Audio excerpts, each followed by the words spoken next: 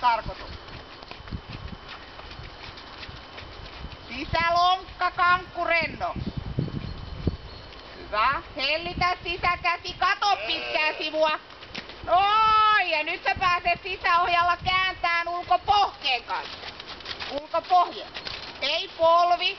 Se toinen voltti ja mieti. Polvi irti, pohje kiinni. Hyvä. Nyt sä näet videolta sun jalan paikan eron. Sitten etenee ympyrälle. Noin.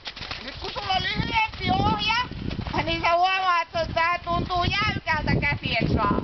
Mieti rento hau. Hyvä.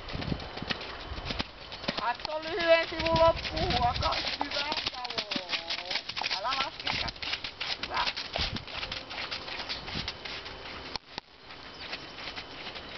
Oikein. Nyt sun käsi toimi todella hyvin, Kirsi.